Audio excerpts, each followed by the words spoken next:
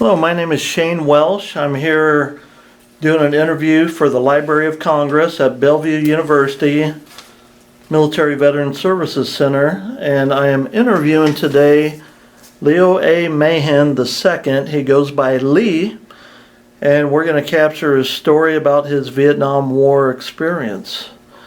Lee, if we could get started, please. Where were you born? I was born in Omaha, Nebraska, May 8th, 1947, at the old St. Catherine's Hospital, which is no longer in existence. No longer in existence. Right. Wow. Okay, so you're from Omaha area, Yes. and so you went to high school here in Omaha. Went to high school here at Ryan High School, which is also no longer in existence.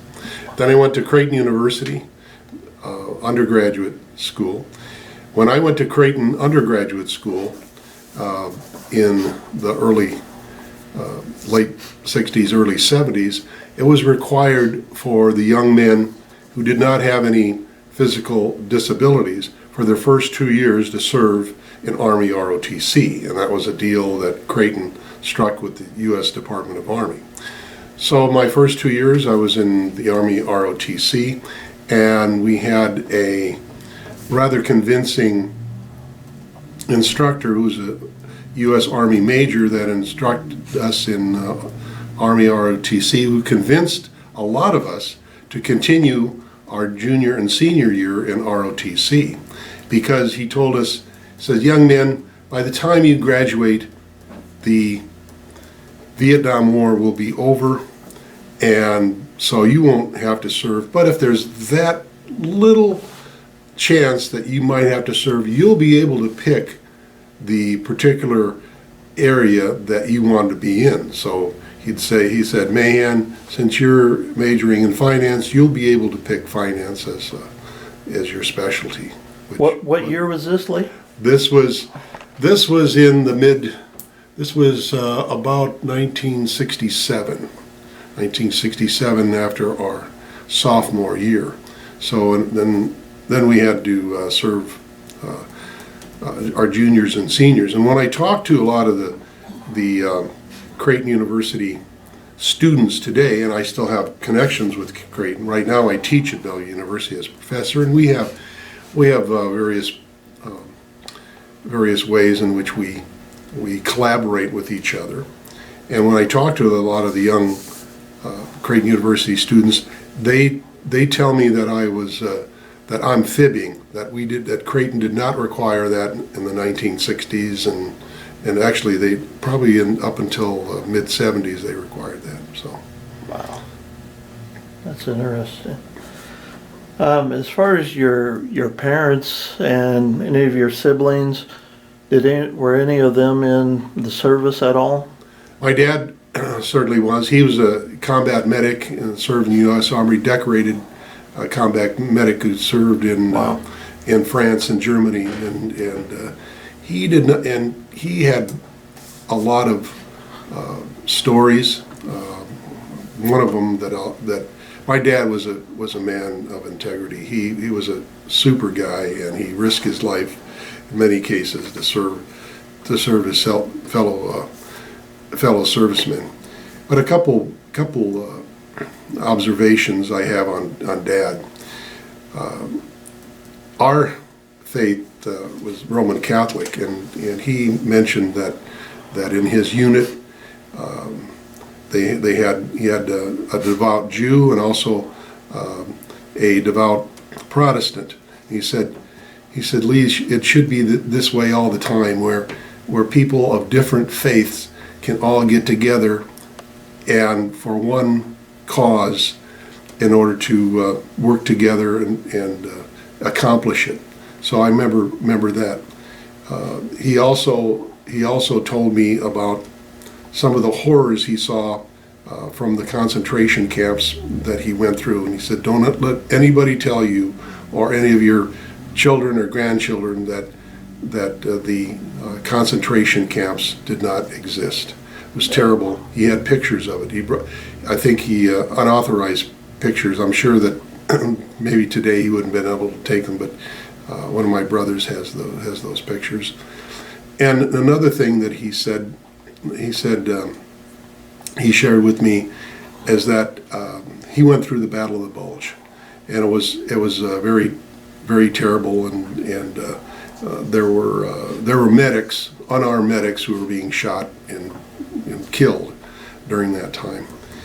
And he tending to, he told me that he was tending to some of the injured GIs, and then a few of the fellas in the infantry brought a few wounded Germans to him, captured prisoners to him, and they said, Sergeant Mayhan, we'll just take care of those ourselves. And he said, what do you mean? He says, we're going to shoot them.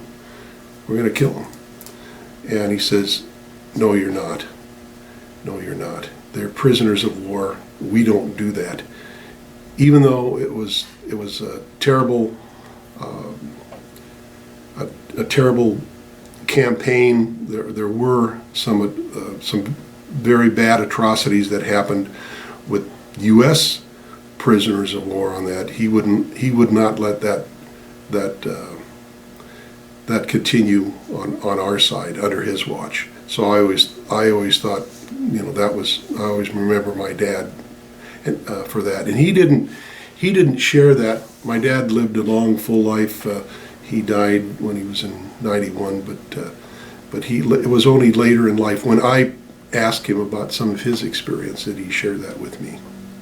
So, my grandfather on my mother's side also served in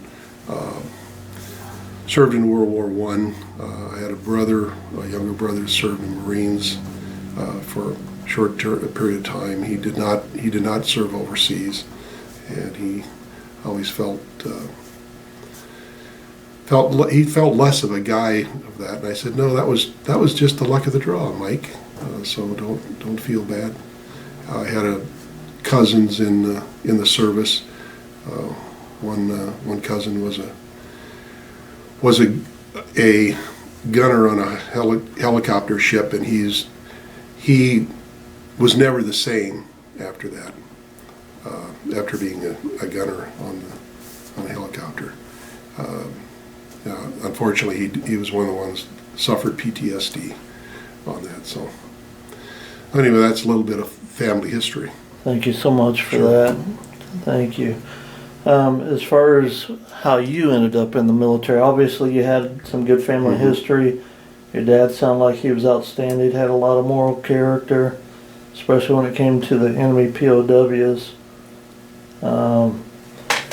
How did you, I know what they told you in ROTC, Right. it'd hopefully be over, so how did it come to your turn to serve? Well, after I graduated in 1969, I wasn't called up right away for active duty. I was in the reserve unit. So the first, from May of 69 up until December 69, I served as a bank examiner for the Federal Deposit Insurance Corporation, and we traveled mainly eastern Nebraska and southwest Iowa, and that's how I got interested in banking, and after that would lead to a 40-plus career in banking for me. But in January 1970, I was called up to active duty to report to artillery school at Fort Sill, Oklahoma. Yep. So I served there in artillery school from January until May when we graduated, and then was assigned to the Director of Instruction's office at Fort Sill, Oklahoma, to work with the instructions office. Originally I was assigned to do safety officer work for battery, but then was transferred to the Director of Instruction's office, which was working in various academic things that the instructor's office did. For example, at that time we had 3 units that we were working with, both the West Pointers and the ROTC lieutenants, and then also the lieutenants that went through the officer candidate school. And I was assigned to give a series of aptitude tests to those 3 groups that were coming in, and that was my main job for 4.5 days a week, is give aptitude tests. So a pretty cush job. If I can back you up for just Sure. a second, were you direct commission as an officer when you got your notice, or how did you? Well, I was, since I served 4 years in ROTC, I was after my college graduation, I was then had commissioned as an officer. Okay, through thank you. ROTC. That's a good deal. Yeah. Okay, so you were commissioned as a second lieutenant. Right, second lieutenant. Yeah. Got it.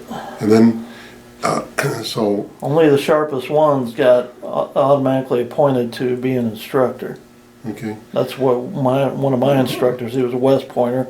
After his school, they made him an instructor, and he was sharp. Yeah. So that says a lot about you. Okay. Well, it was good, and really the 2 lieutenants before me, one went to Texas. I'll remember one went to Texas A&M, and one went to Bowdoin College in Maine, and they served their full 2 years. They were RTC commissioned lieutenants, and they served their full years in Director's Instructions Office.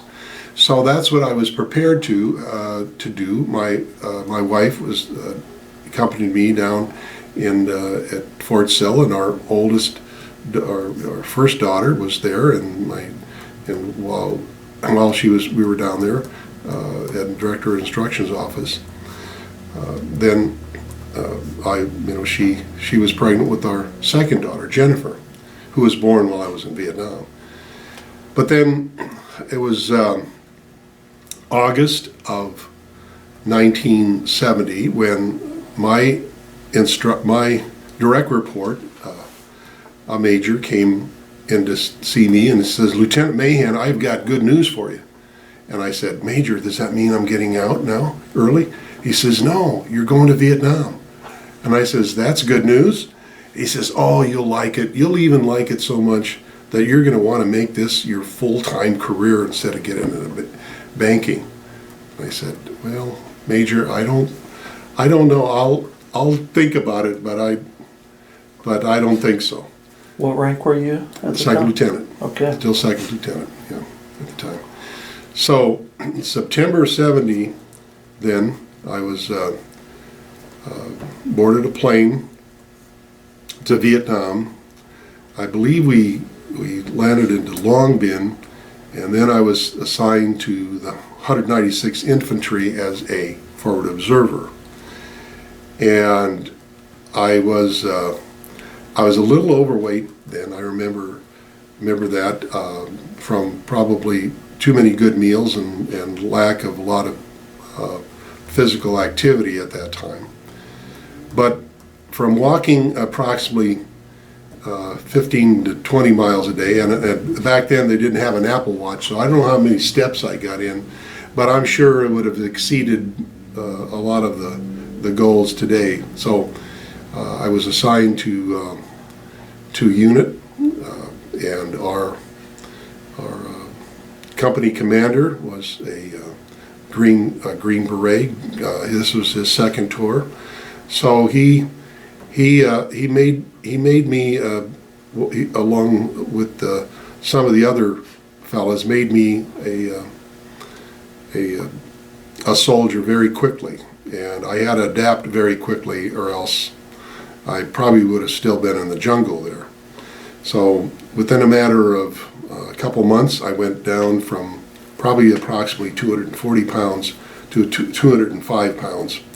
So much so that when after 90 days, we came out from the jungle onto a fire base, and at that time,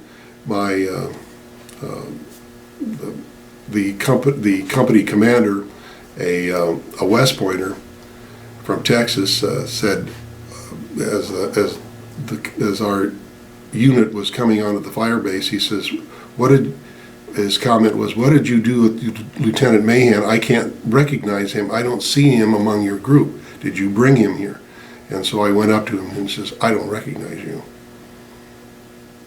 So anyway, that's what in a matter of probably 60, 90 days, I was transferred into a what they called grunt. So I was honorary grunt. So They had more respect for you after that, no doubt. He did. then that captain was was called. He left for his.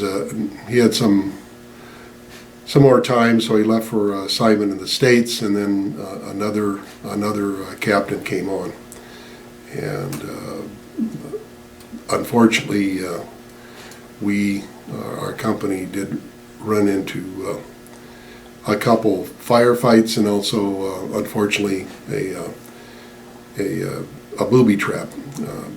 He wanted the new company commander wanted to establish that he wanted to do something different, and he wanted to have night patrol. Well, we never went on a night patrol with our Green Beret captain because he said it's too risky. We don't know the area, et cetera, et cetera. But the new one did. Unfortunately, then our command unit was we were near the point, and we were hit by several booby traps. One of the things that I always remember, this is a very bad experience, that the company commander was hit. He was out of action. I was then as senior lieutenant at that time, senior second lieutenant. I was appointed company commander. And then unfortunately, we had several other wounded, and one 18-year-old young man from Kentucky died in my arms. And even though that was something that happened quite a few years ago, I remember just like it was yesterday. And so that was one of my bad experiences. Some of the good experiences were some of the bravery of the young men during our times who risked their lives for others. One time when we were on a fire base, and we were just in the middle of while I was still with the infantry unit, there was a helicopter that was dropping off supplies and then dropping off people. But I was on one end of the fire base, and I could see it hovering, and it was shaking, and then it just fell out of the sky. I ran to see what happened, and there was several of our enlisted men who risked their lives to bring out some of the people inside who were killed instantly by that helicopter crash. And that's another thing that I'll remember too, unfortunately. Another unfortunate occurrence, just before I was bought my, when I came back from, I was with the infantry about 7 months, and I was granted leave to go back to the States to see my daughter who was born. And one of the things my wife and I talked about is going to Hawaii. Since then, we've had several times to go there, and anyone who hasn't been to Hawaii, I would highly recommend it. But my wife and I were thinking about going to Hawaii, but since she had two little ones there, and I hadn't seen our oldest Amy for a while, and our littlest one Jennifer was still there, I said I'd come home. After being in combat for 7 months, it was a great experience for me to see my family. However, I almost didn't come back. I have to share that. Being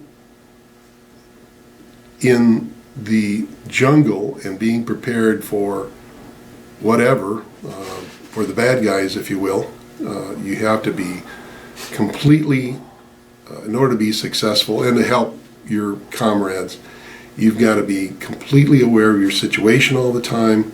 You have to have your gun at your side. You have to be completely on alert. You cannot let your guard down in the jungle. There's just too many instances where things can go wrong, both for the people that you are superior to and your comrades. So it was. I didn't necessarily mention to my wife, but I was on edge, hard to get to sleep, and knowing that I had to come back to the jungle. I thought, is this, I wanted to be mentally prepared for it, and I wasn't mentally prepared to do that. But I decided, no, I am going to come back. We had, in fact, one of our company commanders, the one who was the West Pointer, he had a family situation, and word was that he went AWOL and he never came back. And I don't know whatever, but I didn't want to put that on my family. So I did come back, and I was assigned to the a artillery battery as executive officer, and we were the one of the artillery units, if not the unit, that helped defend Da Nang from rocket attacks. One of the real struggles there was that the rocket units from the Viet Cong, because there were so many, the protocol was to, before we couldn't fire on our guns until we got clearance from several units, U.S. units, and also South Vietnamese units. Well, by that time, the speedy North Vietnamese / Viet Cong, by the time we got clearance to fire, they were in Laos practically. So it was very frustrating from that, and there were several times that our Air Force comrades were attacked, and there were some fatal casualties that happened. So I'll remember that. We also had, unfortunately, a young man who was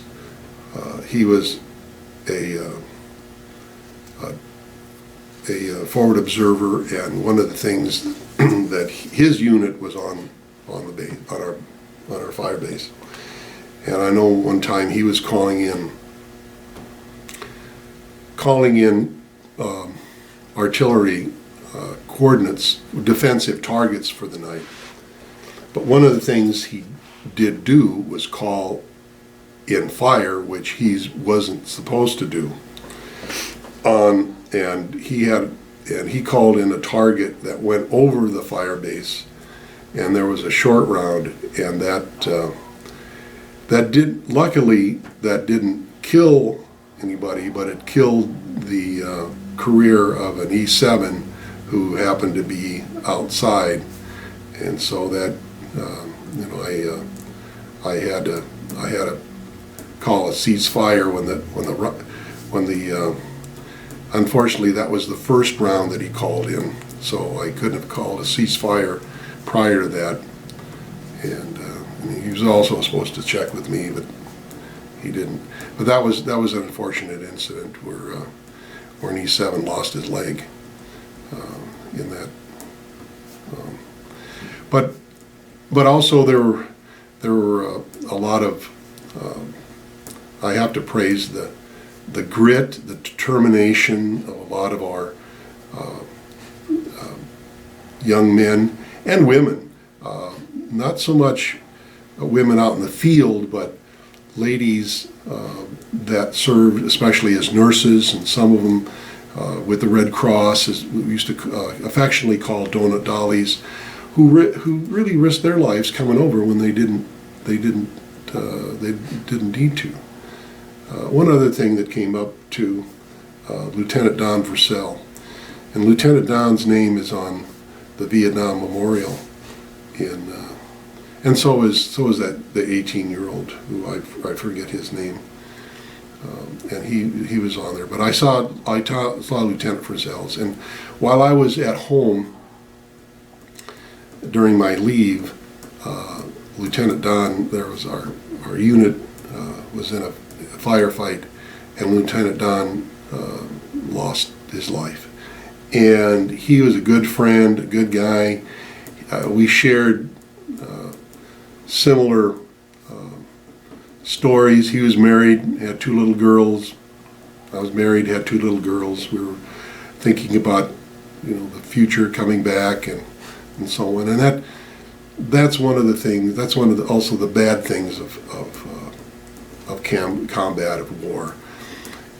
The good thing is that a lot of the families, and I take my heart off the families who sent letters, who sent their packages, who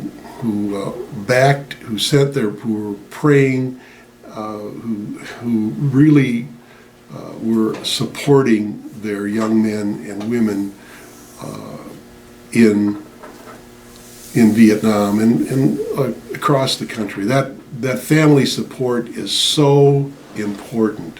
It's something that it's hard to describe, but when you're out in the field and you know that you've got loved ones at home that are pulling for you and supporting for you, that is it.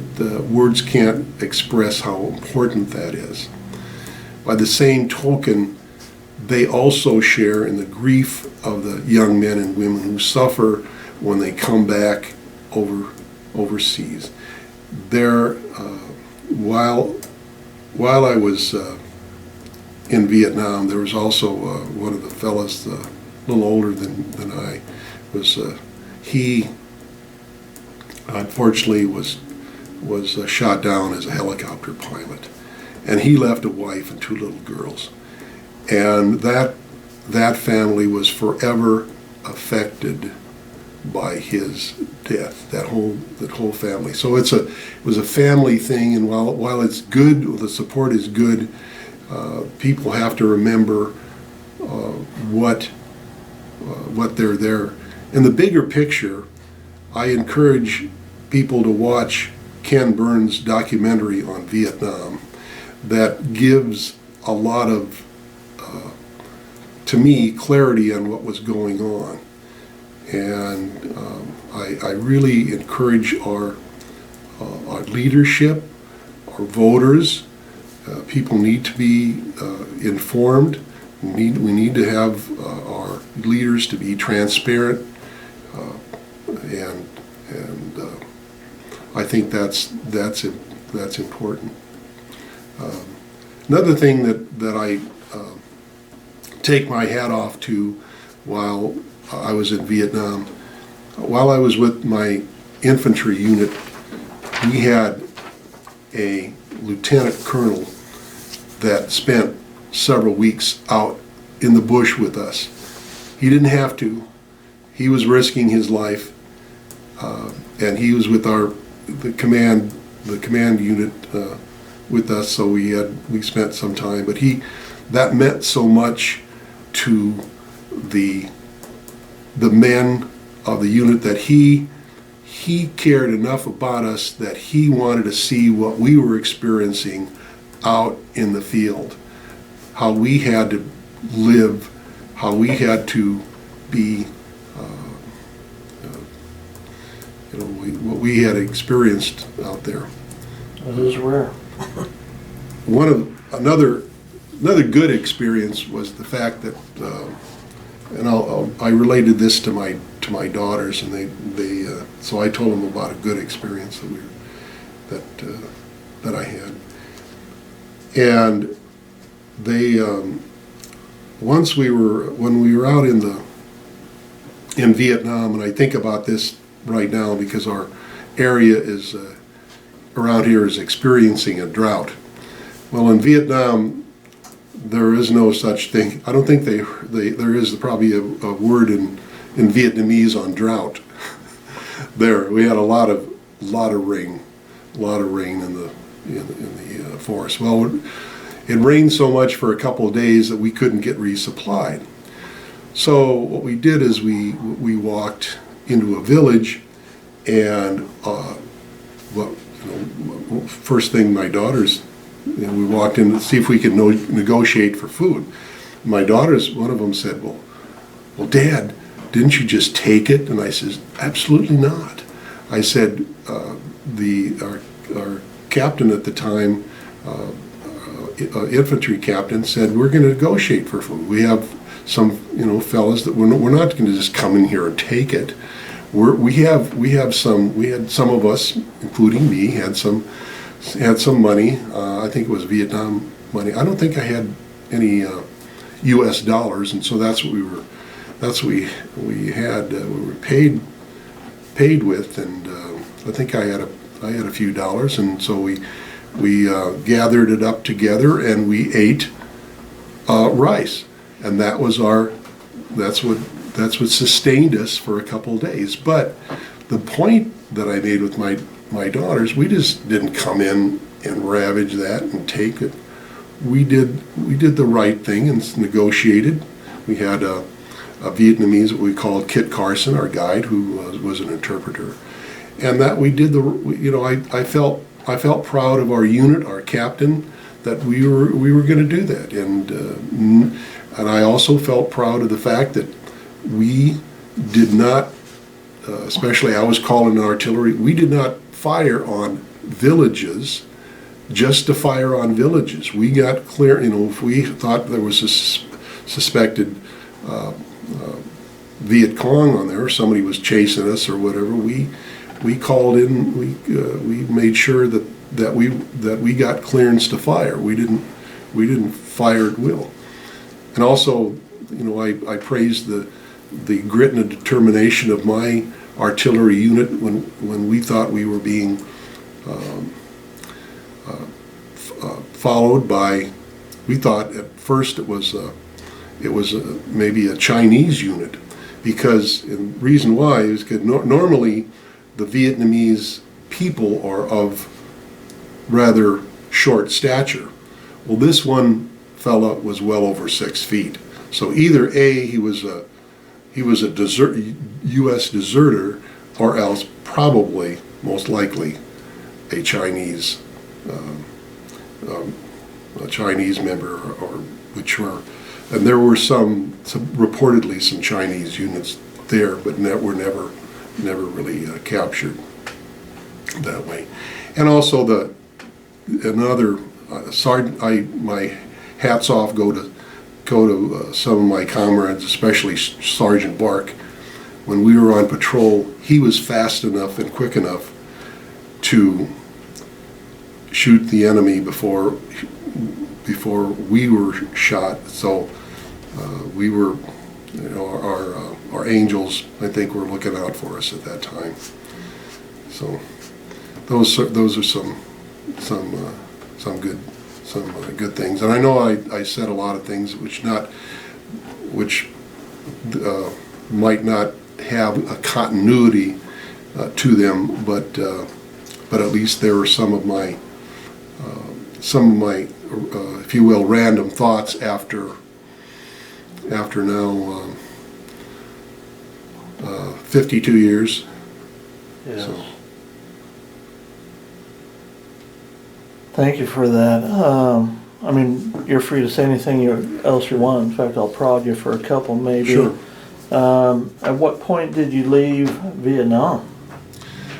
Well, 365 days, and that was a good thing. I came in with a lieutenant, and he went to a different unit. They actually they almost were near the North Vietnamese border. We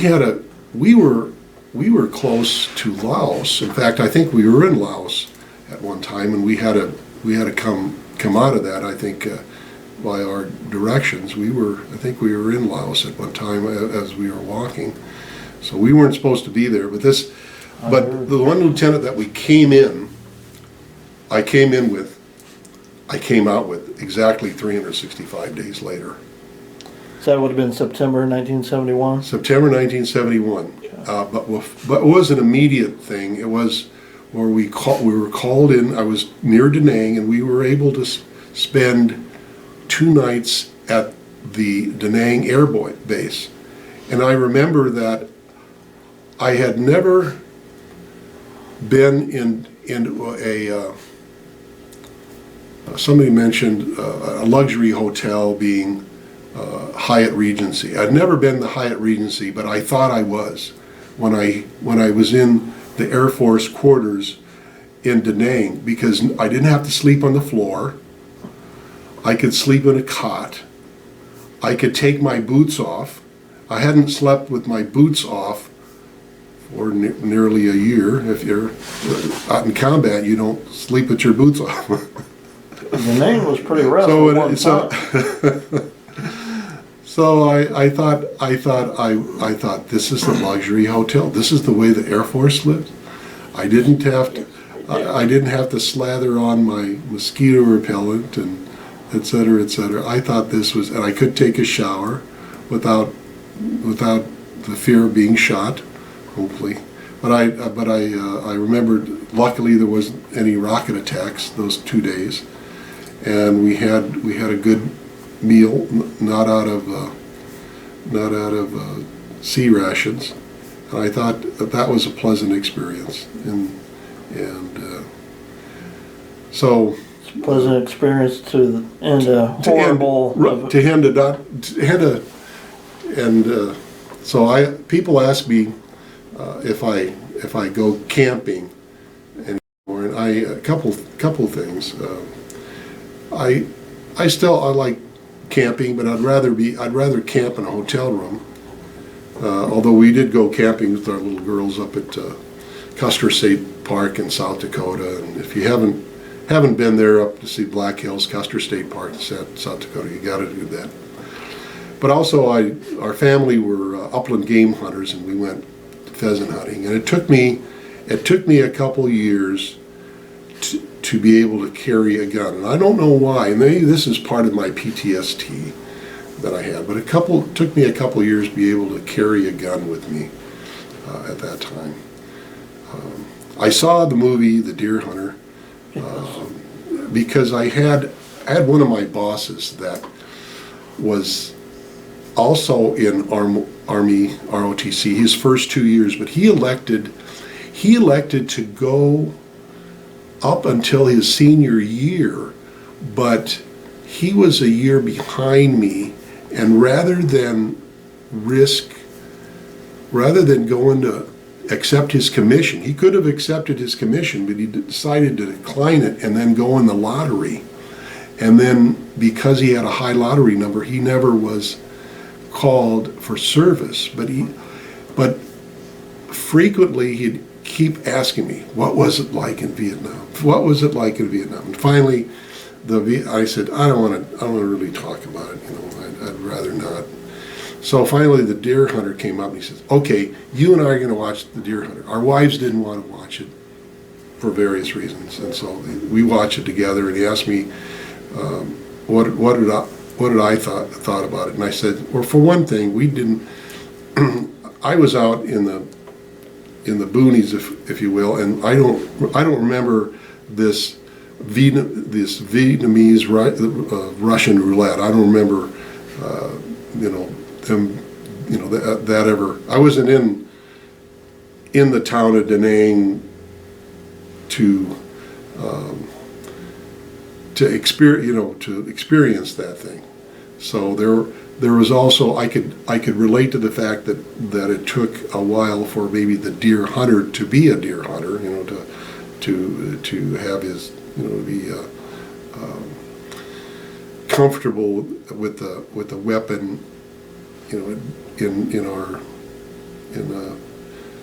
in the States, if you will. But I could relate to that, but not to a lot of the other things. So that, those were some of the other experiences or things that come to mind about Vietnam. Another thing that came to Vietnam, and I'm lucky I did this, is that among the rotation of commanders that we had on for being in artillery, we had a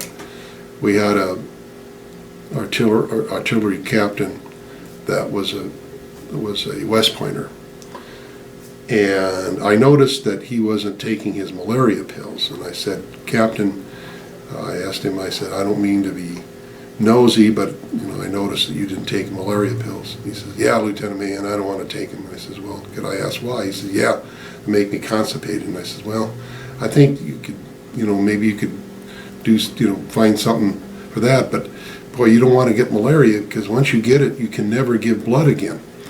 And I said, and also, if the Lord grants it, I said, I'm looking at maybe having a third daughter, which didn't happen, but now we have 5 granddaughters. So I think my wife always said the 5 granddaughters take the place of that third daughter. But anyway, I said, I said, you're single. You wouldn't want that malaria to be carried with you and your family type thing. He says, I won't get malaria. Well, 2 weeks later, we had to medevac him out because he had malaria. Then I think he went back to the States. So that's another thing that people didn't realize that happened. There's things that, other than the obvious casualties and some of the other aftermaths of war, and some of the other things that now are being learned about, maybe exposure to Agent Orange and so on, that happened. So, after you left Vietnam, did you stay in the service? I was in the inactive reserves for almost 10 years, but never got. I was asked to be.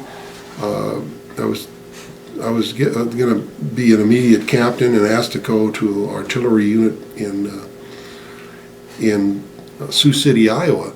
But at that time, I went back to I got a job back to the FDIC, and I was traveling out of northeast Nebraska, and we had our 2 little girls, and since it was an election that I made rather than a mandatory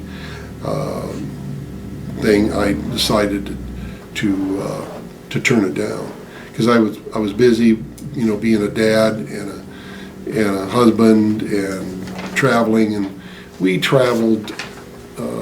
We didn't travel far. It wasn't far distances, but sometimes maybe 1 or 2 weeks out of a month we had to be gone for a week, because the commuting distance could have been more than 90 miles. So to go back and forth each day, 90 miles was something that we didn't do. We'd do it maybe up to 60 miles, like almost like here to Lincoln type thing. Okay. But it was past that highway driving, especially at night and so on, and during the winter months. Sometimes we did it during the summer months if it was nice and we had light longer. But it was just too.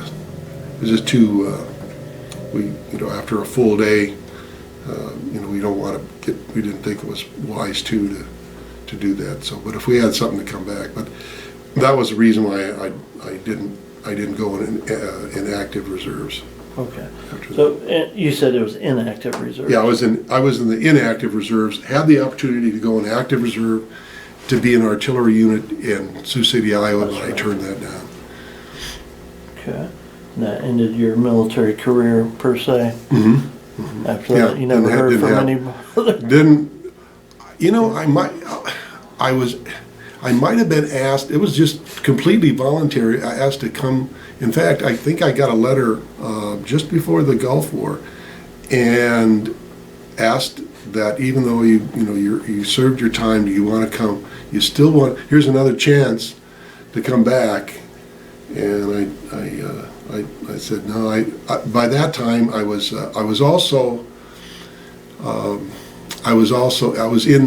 in banking in Omaha. I served as a bank examiner for about 4.5 years, and then I had got a job in banking in Omaha. And I was not only in banking, but I mentioned now I'm a full-time professor at Bellevue University.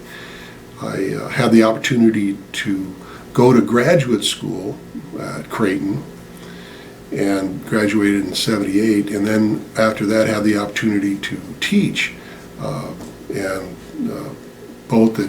I was teaching both at UNO and Metro Community College mostly, and then later on I had an opportunity to teach adjunct, or what they call part-time, at Bellevue University, and so that's how I got interested in teaching, from doing that part-time and teaching in the class, first in the classroom, and then later in the '80s.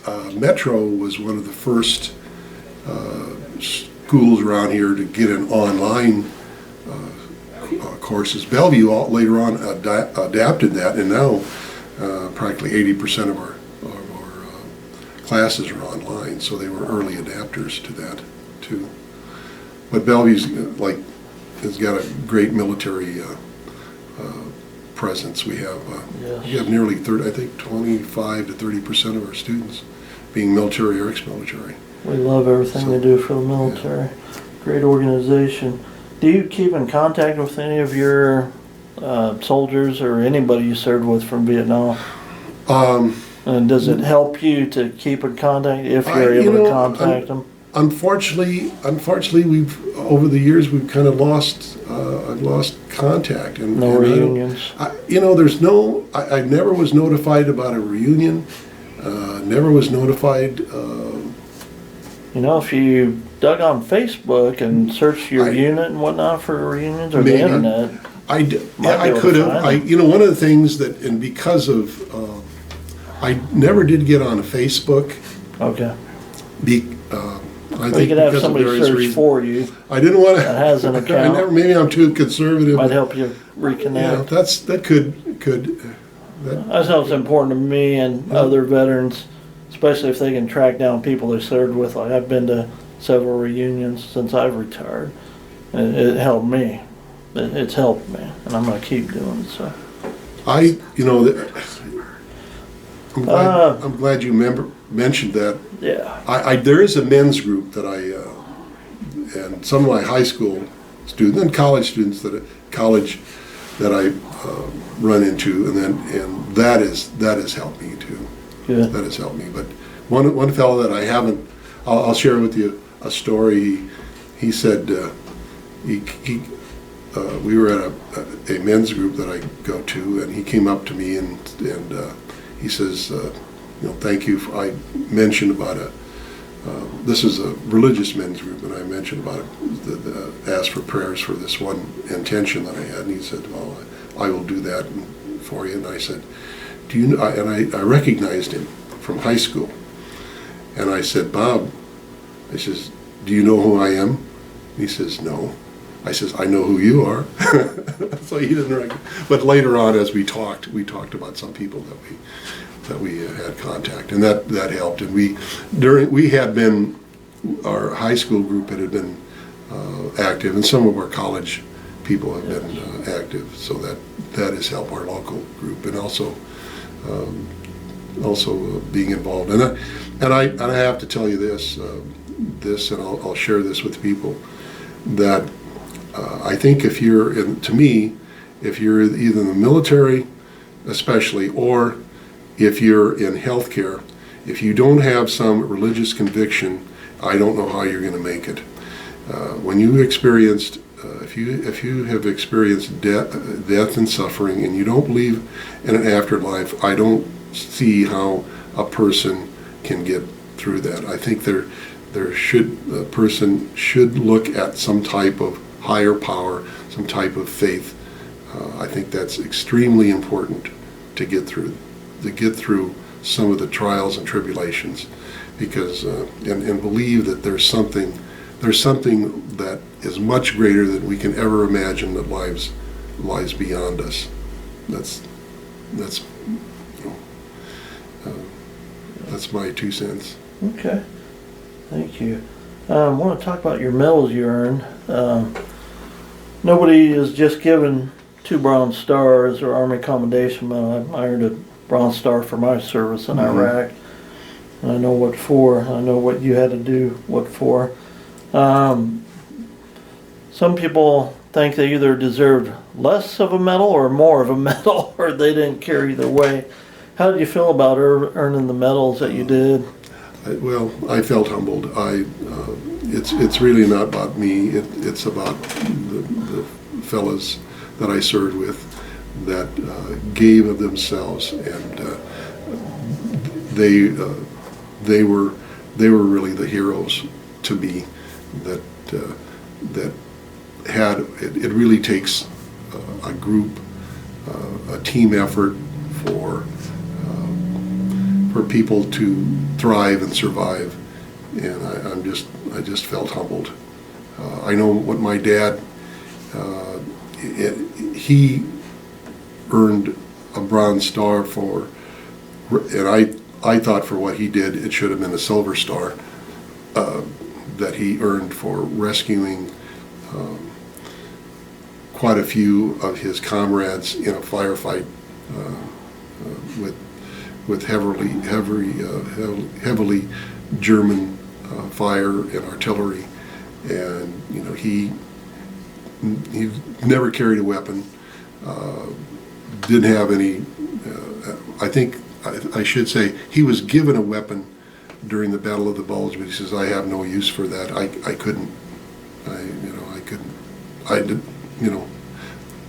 He says I couldn't fire back anyway, so I wouldn't want to give the enemy another something if they shoot me and take me, that they take my weapon too. So, but anyway, I felt very humbled. Do you remember the citations of why they awarded you those medals?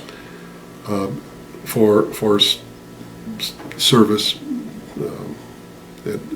especially with the artillery unit. Yeah. So I don't think I even kept the medals.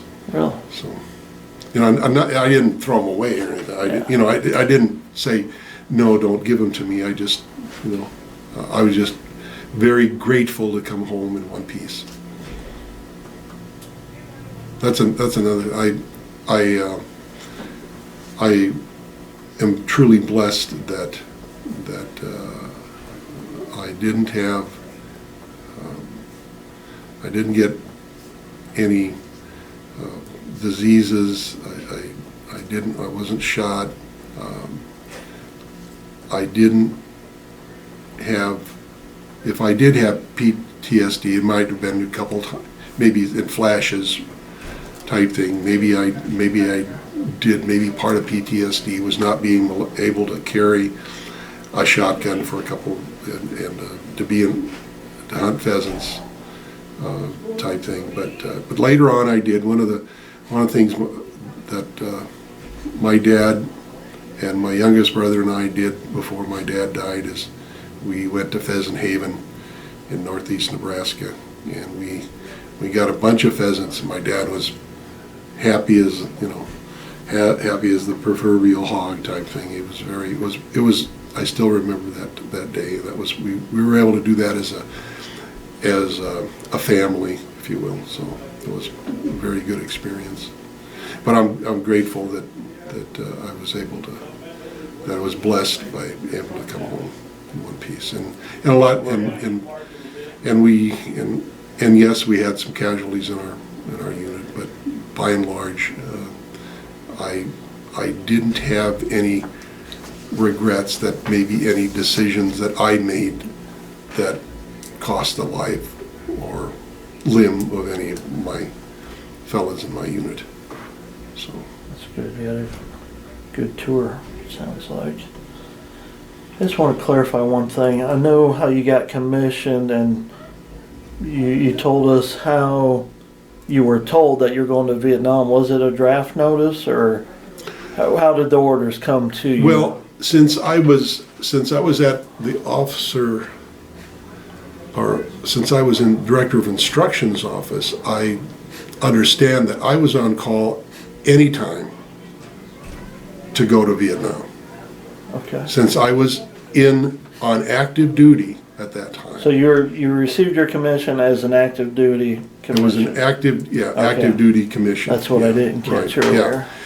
yeah. Active duty, but I wasn't called up because of, when I graduated in May of '69 undergrad, I received a commission, but technically at that time I was still in the reserves.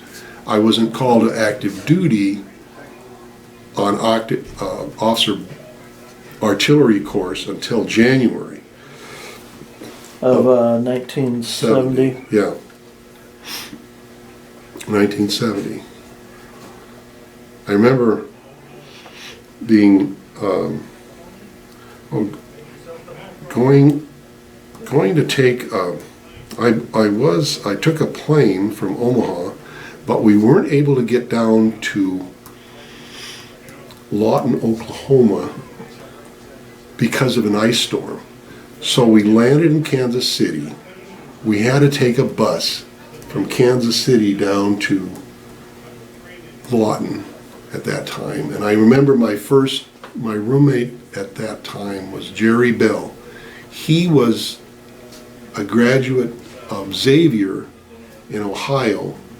I went to Creighton. At that time, Xavier and Creighton, they weren't in the league together. I think later on they were. Well, now they are in the Big East.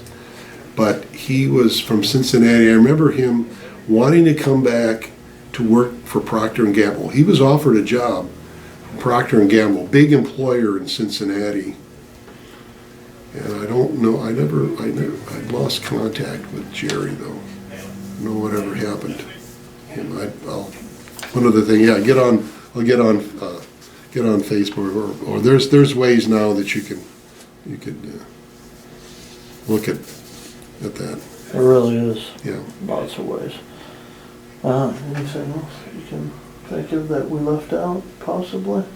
How has the war changed you? Good question. How has the war changed you? I know it's been a long time and you do reflect on it, but you've led a successful life since then, obviously. Mm-hmm. How do you think it changed you back then to become the person you are today? Oh, I think hopefully I'm more grateful. In a banking career, I think I was more pressed to do more. And our family's been blessed by a lot of stuff in it, and I think one of the things that I want to do is, and that's why I teach, see if I can give back.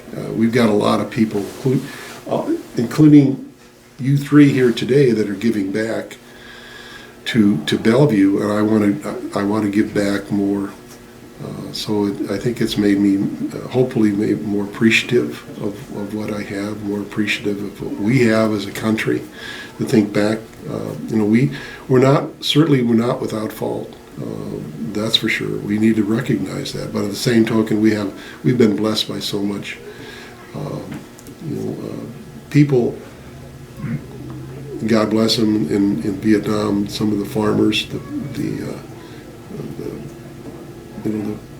down there, people who were living in the huts, who don't have a lot of the physical and financial stuff that we have, a lot of the gadgets and toys and vehicles, and they're happy. They were happy. They just wanted to get back to their world. They didn't want to dodge the bullets either. It's made me think about maybe the bigger picture on stuff rather than me. So that's an excellent question. And hopefully I'm still a work in progress. So That's great. You got a great perspective on it. I know some people didn't fare as well, for sure. Yeah. And they're still suffering. Yes. Okay. Thank you so much for your time today. Thank you for Okay. your interview. You were well prepared and it made it easier for Okay. us. All I right. think I really appreciate it. This All right. time we're going to end the interview with Leo Mayhan II. And God thank bless you very everybody. much. Thank you, Leah.